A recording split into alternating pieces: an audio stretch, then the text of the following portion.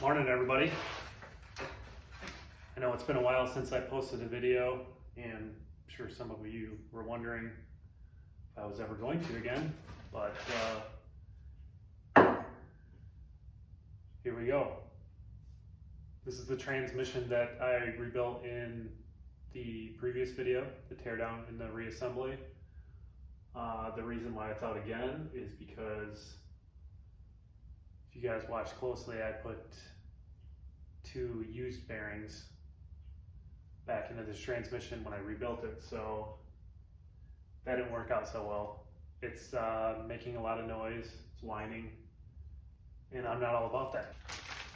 So I'm going to put in some brand new bearings from BMW, the input and output shaft bearings, and 2 new counter shaft bearings as well. Not going to be screwing around this time.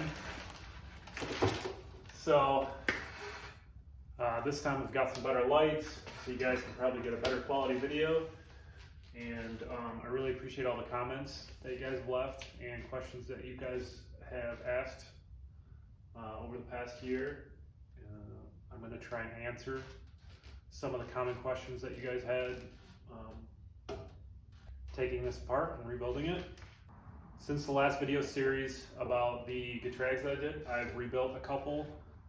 So I've come up with some better techniques and better practices that I'm going to be sharing in this video also, and should be pretty helpful. So let's start tearing this thing down.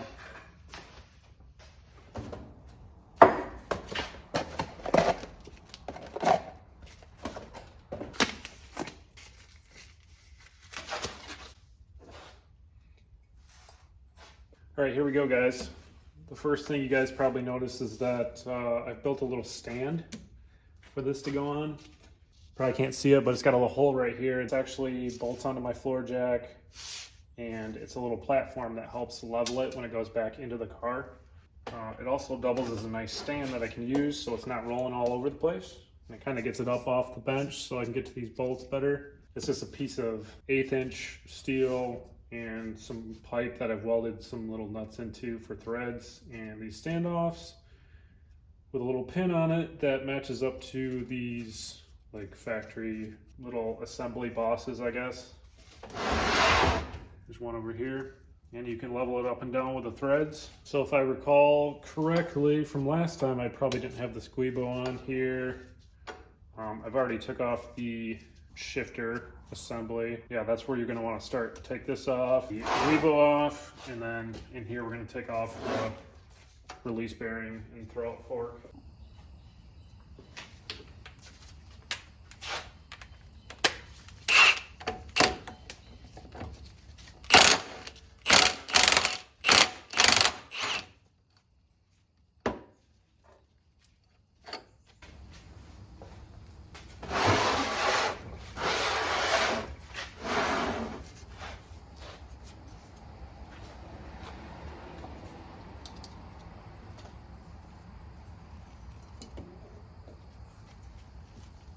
Alright guys, you're going to take the 6 bolts off that hold the guide sleeve, input shaft, bearing, retainer out.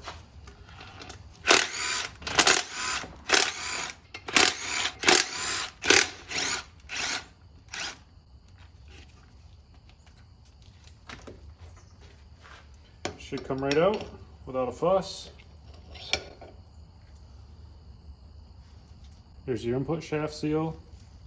I'm going to be replacing that. So next it's time for my favorite part. If you guys watched the last disassembly video, I had a lot of trouble removing the snap ring, but one of you guys suggested that I get a pair of specialty snap ring pliers, which I'm going to show you guys right now. I haven't used them yet, so we'll see how that goes. So I got these on Amazon. They're Nipex. Here's the part number, and I don't know if you guys can see this, but they've got a little cutout here for the pointed end of the snap ring. They look pretty promising. Let's see if they work. If they do, I'm gonna be really happy.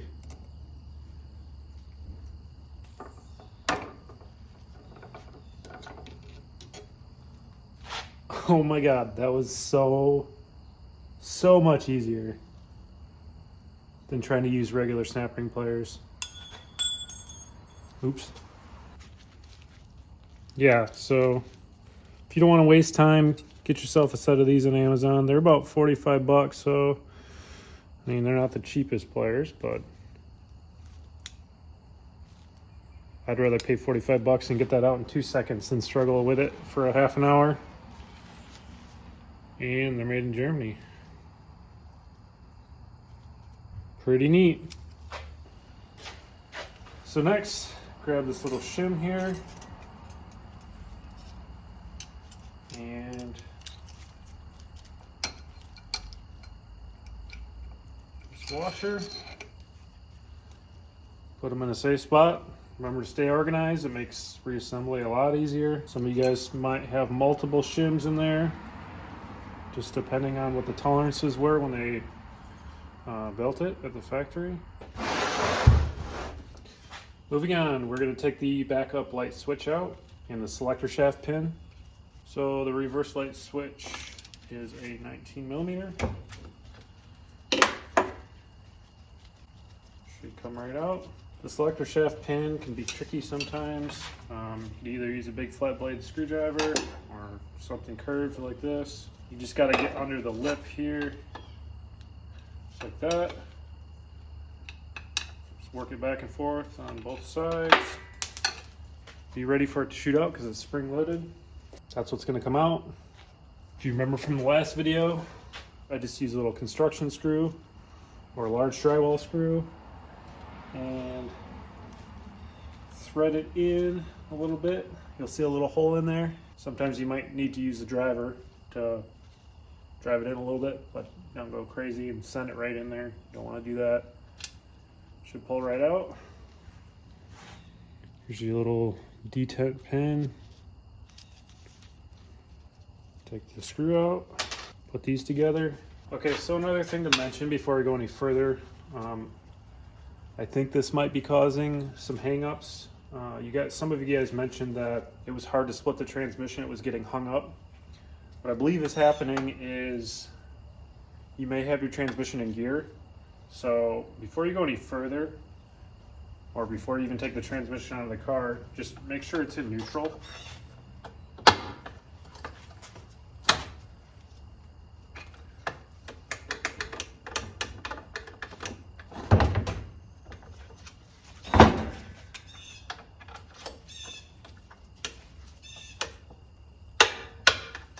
So to tell if it's in neutral, it's about halfway in and out, and you'll be able to jiggle it back and forth, and you'll be able to get it in reverse. But it'll pop back to neutral here. Just make sure it's got that play left and right, and you should be neutral. From here, we're going to drive out this pin right here. It's on the top. Try and get a good angle at it here. It's right there. Just use a punch.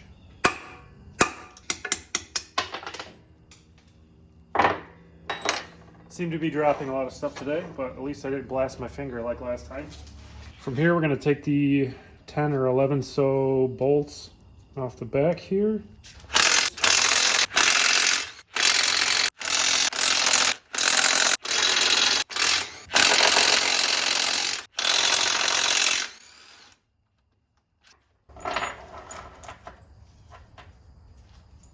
Okay, at this point there's only one more thing to do before we can attach the tool. Pull the case halves apart.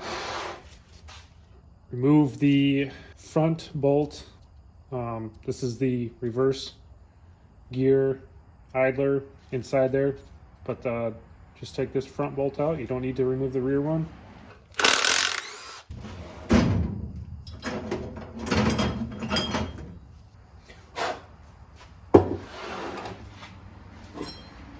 Okay, this is where we attach our pulling tool onto the input shaft flange I'm not going to go over how to make this tool in this video.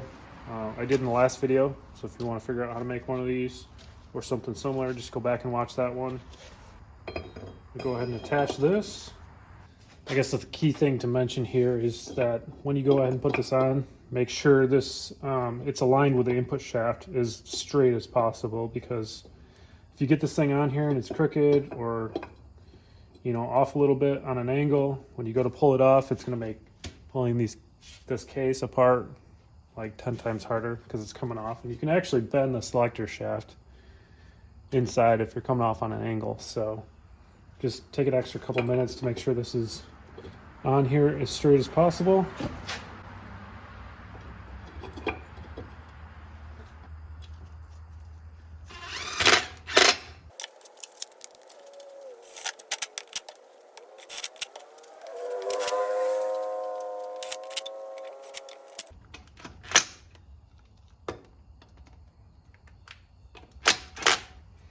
I'd recommend getting as many of these stock bolts back in here to hold this down as you can, because you're going to be exerting a lot of pressure on this, and you don't want to either rip the threads out, you know, have this thing let loose.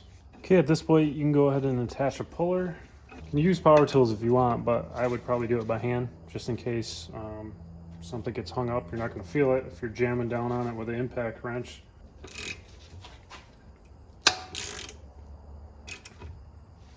So I'm going to probably switch to a side view so we can see the actual case splitting. You can see that it already has. Also, you're going to want to grab some rags, because there's going to be some fluid that comes out even if you drained it.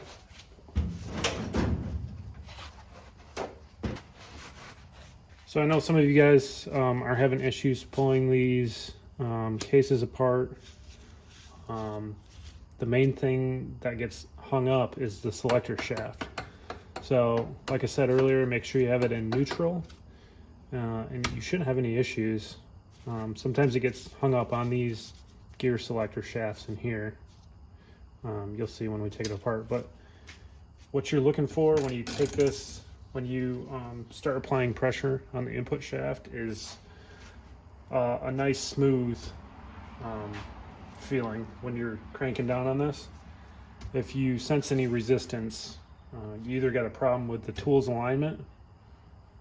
Like I said, you're going to want to be straight on the input shaft as possible, or you're in neutral, or you got something hanging up on here. So if you sense some resistance, just go back and double check everything and reset it and try again. But let's see how we get on with this.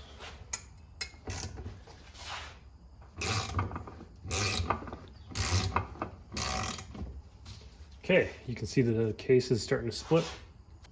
Another thing to mention is that you guys may be having a problem with this bottom dowel here. And if you saw my last video, I went down here with a punch and gave it some light taps. As you can see, the case is split apart up here because we took that pin out up here, but it's hanging out a little bit down here. There's actually no way to get this pin out from the back because it doesn't have a hole that goes through it. So if you take a long enough punch, I might actually have to get this off the stand. This is the pin we're talking about right here. See, there's no way to get to it from the back, and the drain plug's in the way.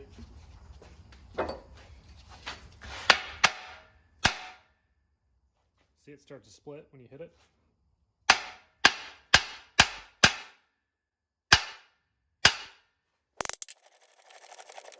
So if you did everything right, it should come apart that easily. If it's not, go back, check everything. It should just slide right apart, just like this.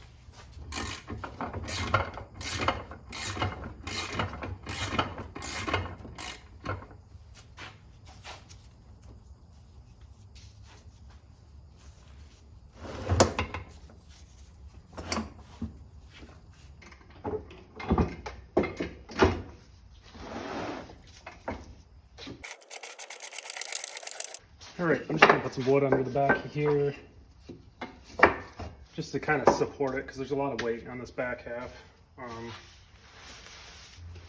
I just kind of whipped this stand together so it's still kind of a prototype. Maybe if I do enough of these, I'll make support for the back. So you're gonna get to a point where it just pops off like that. I don't know if you saw that, but it was just like a kind of like a pop and release type deal. Congratulations, you split them in half.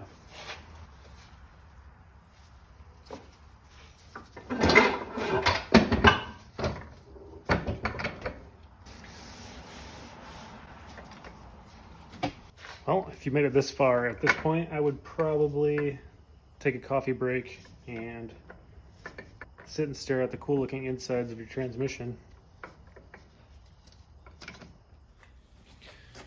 All right, guys, moving on.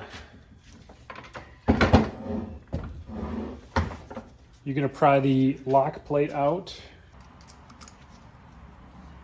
These are one-time use, so get a new one. Now you're gonna take this nut off. Say, well, you can use a 30 millimeter thin wall socket or an 1 3/16. Ends up being the same. These are easy to find. Got mine at Napa.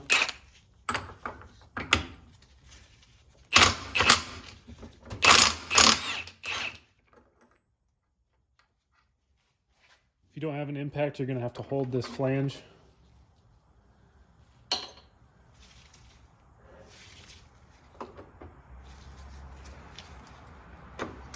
You might have to use a puller to get this off if it hasn't been off in a while.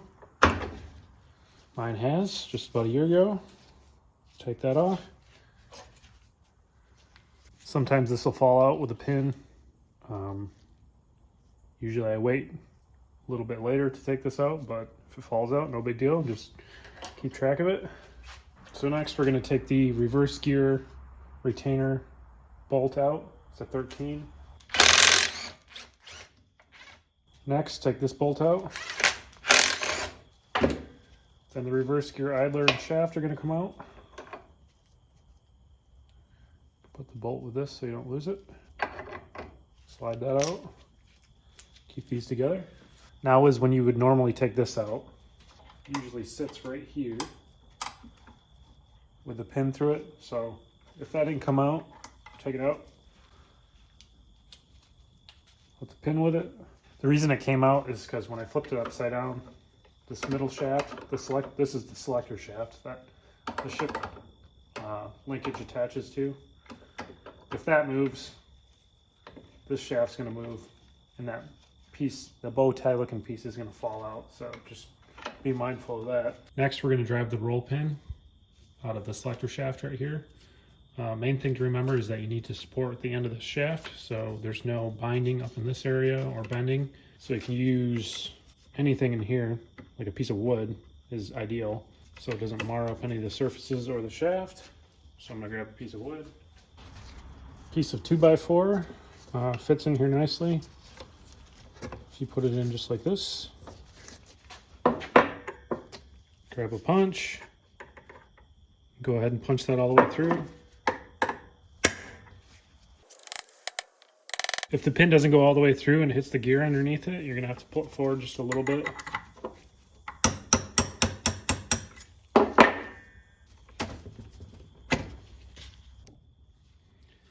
So next what you're going to do is push the selector shaft out of the rear of the transmission.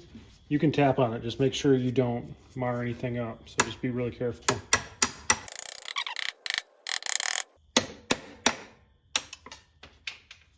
Okay, once you get past this point, you're going to want to be really careful not to lose these. There's 4 little bearings on here. They sit on there like this, and they will drop out really easily, especially if you're tapping on the lever or the selector rod. I just lost one down there, so I'm going to have to find that. If you want to take them off right now and put them somewhere safe, it's probably a good idea. Working a little sloppy today. You probably just heard the pin drop out of the selector lever here, so just keep an eye on that. Also, when you push this out, this selector shaft seal might come out as well, so I'd recommend replacing this every single time you take this out, so, or at least when you have the transmission out. They're cheap and you don't want to leak from here, especially in an IX.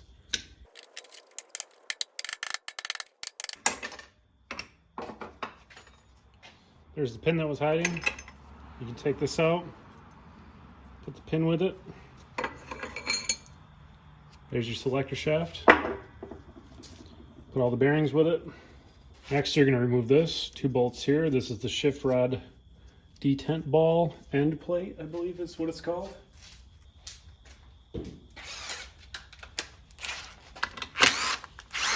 Hold it down because there's 3 springs underneath it.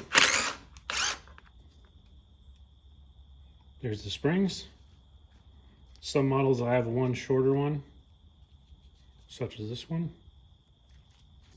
Next, you're going to get the 3 ball bearings out of there using a magnet.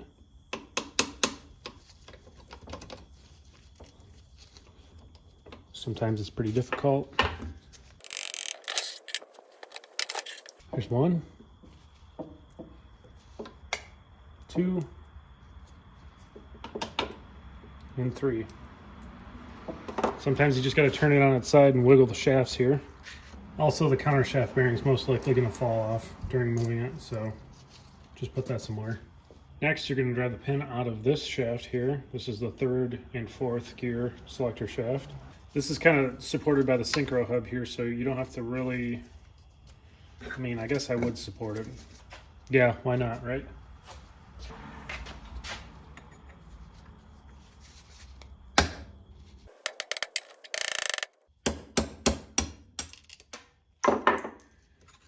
Everything seems to be falling on the floor today. All right, so this is another hard one to get out. I've had luck putting a punch on this little recessed area right in here.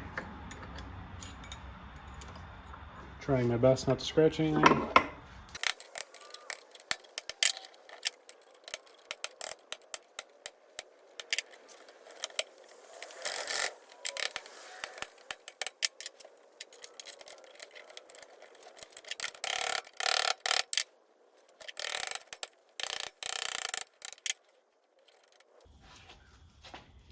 Okay, make sure you keep track of this little pin that goes in here. So the reason this shaft gets stuck in here sometimes, it almost never gets stuck in the bore back here. It gets stuck in this shift fork right here. So sometimes you get some burrs in there. So when we're going back together with this, I'm gonna take a little file and make sure there's no burrs on the outer edges of these. That's usually what it hangs up on, around this area. So next what you're going to do is activate 2nd gear, which is this middle fork here. You're going to pull it forward. If you got to spin it, go ahead.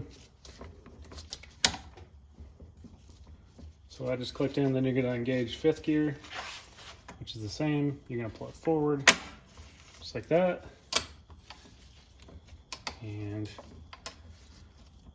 probably still going to want to be engaging 4th gear so this input shaft doesn't fall off. Essentially what you're doing is you're getting the rods out of this detent ball area to make it easier to pull out. So as soon as you're done doing that, we're going to connect the puller and we're going to push the shaft out of the housing. Okay, for those of you that have seen the old video, you'll recognize this monstrosity. So it's just a 3-jaw puller, but 2 of them put together. A smaller one and a larger one. So it's kind of articulated so it can go around the case. What you're gonna do, put some nice electrical tape or something on the jaws so you don't mar up the mating surface, or use cardboard or wood or whatever you gotta do.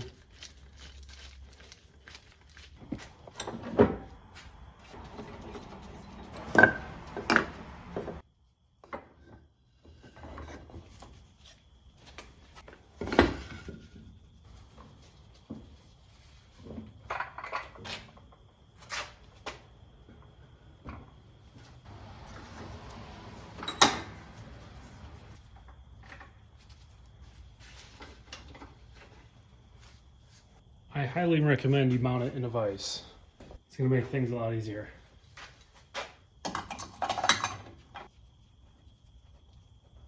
Alright, well this isn't the factory tool, but it works. It doesn't always go on straight, so you can try to get it going and then readjust it, but usually this comes off no problem.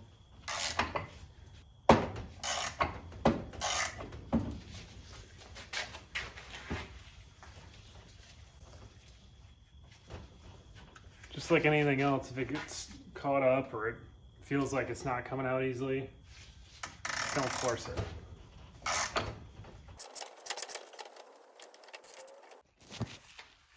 All right guys, before we go any further, I almost forgot to show you that when you take your shift rods out of the bores here, along with that pin that's on the end of the shaft, there's going to be 2 ball bearings that also come out when you're pulling these out. So just be ready to catch them, or you know, if they fall out inside here, just grab them before you go any further and put them with the other 3 balls that you took out of the detent plate.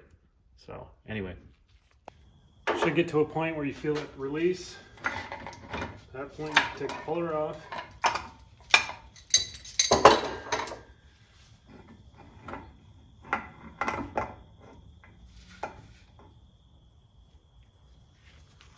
Pull this off. Just be careful, make sure the counter shaft doesn't fall. Usually I get it clamped in there a little bit better. I'll have to adjust it going back on, because when you go back together, you're gonna have to get these aligned almost perfectly. So there you go. That's pretty much it. That goes into disassembling a Getrag 260, just like you saw in the previous video. I'm going to be putting this back together here shortly, but I'm going to be making an entirely different video for that. Anyway, hopefully I answered some common questions about taking this apart. If I didn't, just feel free to get a hold of me, and I'll try and figure it out with you. Anyway, thanks for watching. We'll see you on the next one.